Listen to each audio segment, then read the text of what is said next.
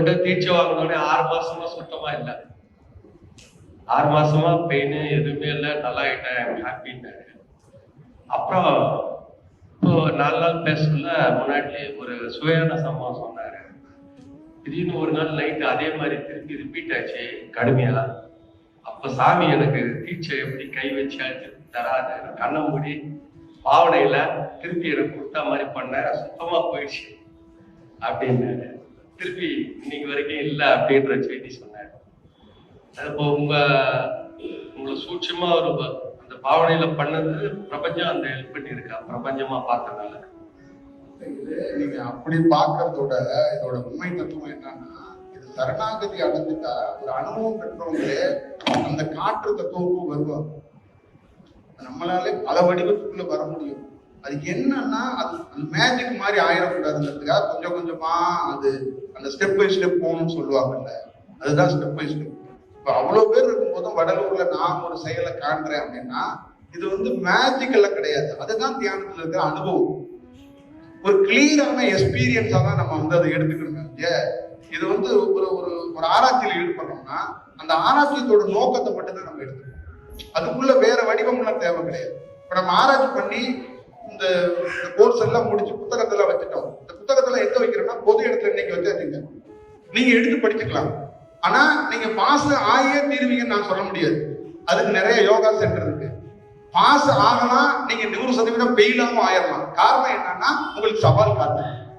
அந்த சவாலுக்கு உரியவர் யாருன்னா நீங்களே உங்களை கூட கெடுத்துக்கலாம். அதுக்கு வந்து நீங்க தானே அதை வந்து தெளிவடைய வேண்டிய பொறுப்பு வந்து உங்களுடைய. ஒரு மனிதருக்கு வந்து ஒரு குரு கிட்ட வந்து ஆசீர்வாதம் வாங்கும் போது கிடைக்கும். அது ஏதோ ஒரு வடிவத்துக்குள்ள உங்களுக்கு இன்னைக்கு என்ன தேவையோ அது கிடைக்கும். ஆனா அதை ப்ராப்பரா எடுத்துக்கிட்டு அடுத்த கட்டத்துக்கு போறதுக்கான வாய்ப்புகளை ஒரு தனி மனிதன் தான் உருவாக்கும். ஒரு பிரபஞ்சம் உங்களோடு தொடர்புல இருக்கு, நீங்கள் பிரபஞ்சத்தோடு தொடர்பு இருக்கீங்களா? அவ்வளவுதான் கேள்வி, இவ்வளவுதான் விஷயம். இப்ப 8 மணிக்கு சிவன் கோயிலுக்கு போறான், அடைச்சிடுறாங்க. நல்ல தியானம் பண்ணவன் அங்கன உட்கார்ந்து சுவாசத்தை கவனிச்சானா உள்ள போய் கிடைக்க வேண்டியதை வெளியிலேயே கிடைக்கும். அவ்வளவுதான் விஷயம். புரியுதுங்களா? சபரிமலைக்கு போய்கிட்டு மாலை போட்டுக்கிட்டே இருக்கும். எங்க குடும்பமே சேர்ந்து 100 வருடத்துக்கு மேல மாலை போட்டவங்க. எங்க அப்பாவே 50-60 வருடத்துக்கு மேல போட்டவங்க. எல்லாருமே கொடூரமா பெரிய பாதையில ஏற முடியவைங்க. ஆனால் நம்ம சபரிமலைக்கு ஒரு டைத்துல போயிட்டே இருந்தோம். இப்ப அந்த சபரிமலைக்கே போக வேண்டாம், இத்தனை மைல் போகாம உட்கார்ந்து ஒரு 3 நிமிஷத்துக்குள்ள அந்த சபரிமலைய தன்மையை நம்மளால தாண்டி முடியும். இதுக்கான செயல் என்னன்னா கலை, இந்த தியானத்தோட வடிவம். இதை இமேஜினேஷன்ல பார்க்க கூடாது. எல்லாராலையும் இந்த கலையை, இந்த அனுபவத்தை ஒரு நாள் பெறும்போது சாத்தியப்படும். அது ட்ரீம், இமேஜினேஷன் அப்படின்லாம் போகக்கூடாது. இது ஒரு அனுபவம். இந்த அனுபவத்தை ஒரு சராசரி செயலால செய்ய முடியும். அதனாலதான் எத்தனையோ யோகமார்கள் நான் பரவழி சென்றேன், கூடு விட்டு கூடு பாஞ்சேன், இதெல்லாம் எதுக்கு எழுதி வச்சாங்கன்னா நீ கூடு விட்டு கூடு பாயின்னு எழுதி வைக்கல. இது என்னுடைய அனுபவம். ஆனா இந்த அனுபவத்தை நீ பெறணும்னா நீ ப்ராப்பரா தியானம் பண்ணி வந்தாதான் பெற முடியும், இல்லைன்னா பண்ண முடியும். நான் வந்து என்ன சொன்னேன்னா நீ கூடு விட்டு பாய்வங்கிறதுக்காக சொல்லல. நீ ப்ராப்பரா முதல்ல தியானம் பண்ணிட்டு வந்தா தேவைப்பட்டா கூடு விட்டு கூடு பாஞ்சுக்க, தேவைப்படலைன்னா வேற கலையை பண்ணு, வேற வேலையை பண்ணு. ஆனா உனக்கு ஒரு நாள் அவசியம் ஏற்பட்டுச்சுன்னா நீ பண்ணிக்க. அப்படிங்கறதுதான் ஒரு செயல் தான். இப்ப சமயத்துல கூடு விட்டு கூடு பாயது இந்த மாதிரி செயல்லாம் என்ன தெரியுங்களா, ஒரு எமர்ஜென்சி. இப்போ ஒருத்தர் வந்து ஒரு அம்மா வந்து என்கிட்ட அழுகுறாங்க. ஒருத்தர் வந்து கல்யாணம் நடக்க போகுது நாளைக்கு, அவங்க அப்பா வந்து உயிரோட இருந்தாங்க, உயிருக்கு ஆபத்தா இருக்கு. இப்ப அந்த உயிரை வந்து கல்யாணத்துக்கு அப்புறம் இறந்தா கூட பரவாயில்லங்கிறாங்க. அவர் உயிர் போக வேண்டிய சூழ்நிலைக்கு வந்துடுது. இப்ப அவர் உயிரை நிறுத்தி வைக்கவும் முடியாது. இப்ப அவர் உயிர் போயே ஆகணும், அவர் செத்து போயே ஆகணும், காலத்தையும் மீற முடியாது. அப்ப நாங்க எங்களை போற கலையில உள்ளவங்க அவரை சாக விட்டுருவோம், அந்த உயிரை வெளியில போக விட்டு எங்க உயிரை தூக்கி அதுக்குள்ள செலுத்திடுவோம். அது 1 நாளோ 2 நாளோ நாங்கள் அந்த ஆஸ்பத்திரிக்குள்ள படுத்து கிடப்போம். புரியுதுங்களா? அப்புறம் வேலை முடிஞ்சோன்னா நாங்க வெளியில வந்துருவோம். அப்புறம் அவருக்கான வேலையை பார்ப்பாங்க, சடக்கு சம்பந்தத்தை அவங்க பார்ப்பாங்க. இது மாதிரி எல்லாம் நிறைய இடங்கள்ல ஒரு யோகியால பண்ண முடியும், ஒரு செயலாக்கம் செய்ய முடியும். இதெல்லாம் இருக்கு. அதனால எனக்கு ஆஸ்பத்திரியில உடம்புக்கு பிரச்சனை, நான் கூடு பயிர்ங்கிறதுக்காக தவம் பண்றேன் வர்றேன் அப்படிலாம் வந்தா ஆணியையும் சுத்திலையும் கையில எடுத்துக்கிட்டே வந்துருங்க, அடிப்பாங்க, வாங்கிக்கோங்க. நான் வந்து பொய்யதான் சொல்லல, உண்மையதான் சொல்றேன். ஏன்னா இந்த சித்தராவணுங்கிற கனவுல எல்லாம் அங்க வந்தா சித்த கலங்கி போகும். இது உண்மை. இதுக்குள்ள என்னன்னா ரியலா ஒரு மனிதன் உருவாகணும். செயற்கையா எப்படி ஒரு மனிதன் உருவாக முடியும்? கடவுள் என்ன செயற்கையா? செயற்கையான ஒரு பொருளா கடவுள்? 3 நிமிஷத்துக்கு ஒருக்கா டிவியில போற ஆட் ஆகுது. செயற்கையா பண்ண முடியாதுங்க. இந்த உடல்ல இருந்து உடல் தாங்கி படிப்படியாக வந்தாதான் ஒரு செயலை பார்க்க முடியும். புரியுதுங்களா? அதுதான் இப்ப நீங்க பார்த்துக்க. இப்ப அதிகாலையில 4 மணிக்கு நீங்க எந்திரிக்கிறது கஷ்டமா இருக்கும். சப்போஸ் ஒரு பிராக்டிக்கலா 4 மணிக்கு எந்திரிச்சு தவம் பண்ணா அதுல நிச்சயமா என்ன நடக்கும் அப்படின்னா, ஒரு மனிதனுடைய ஒட்டுமொத்தமான வாழ்க்கை முறையை மாறி போயிடும். இந்த லைஃப்ல என்னன்னு கேட்டீங்கன்னா, ஒரு ஏழையாவே இருந்துட்டு ஒரு மனிதன் இறந்து போயிடலாம். ஒரு ஏழையாவே வாழ்ந்துட்டு கடைசி வரைக்கும் அந்த வாழ்க்கையை முடிச்சிடலாம். ஆனா அந்த ஏழைங்கிறதே மறந்துட்டு ஒருத்தன் வாழ்வான். 4 மணிக்கு எந்திரிச்சு ஒழுங்கா தவம் பண்ணான்னா ஏழைங்கிறதே மறந்துட்டு வாழ்வான். அப்ப அவனுடைய செயல்பாடுகள் எப்படி மாறி போயிரும் அப்படிங்கிறத பார்த்துக்கணும். அப்ப அவன் தாட்டு, அவனுடைய செயல், அவனுடைய ப்ராசஸ் எல்லாம் ஒரு நியூஸ் பேப்பர் எடுத்து அதிகாலையில வாசிக்கிறான்ல, அந்த வாசிக்கின்ற போது இதெல்லாத்தையும் அவன் வேற வடிவத்துக்குள்ள கண்டுபிடிப்பான். அப்ப அவனே மாறி போயிடுவான். அப்ப அவனை கிளீனா யாரும் ஏமாற்ற முடியாத அளவுக்கு அவனோட வளர்ச்சி இருக்கும், அவனுடைய செயல் வடிவம் இருக்கும். அது ரொம்ப ரொம்ப ரொம்ப ரொம்ப முக்கியமான ஒரு செயலா இருக்கும். அப்ப அதிகாலையில ஒரு மனிதன் குளிக்க வேண்டியதில்லை. பிரஷ் பண்ணிட்டு பாத்ரூம் போயிட்டு வெறும் வயிற்றோட 4 மணிக்கு அவன் வீட்டுல ஒரு அறையை தேர்ந்தெடுத்து ஒரு துண்டோ ஒரு சிறு பாயோ வைத்துக் கொண்டு இவன் இந்த தியானத்தை மேற்கொள்ளும் போது, சில பேருக்கு கை கால் உடல் ஒத்துழைக்கல, இடுப்புல ஆபரேஷன் இந்த மாதிரி இருந்தா ஒரு டேர் போட்டுக்கலாம். சில பேர் எந்திரிச்சே நடக்க முடியல அப்படின்னா பெட்லயே படுத்துக்கலாம்.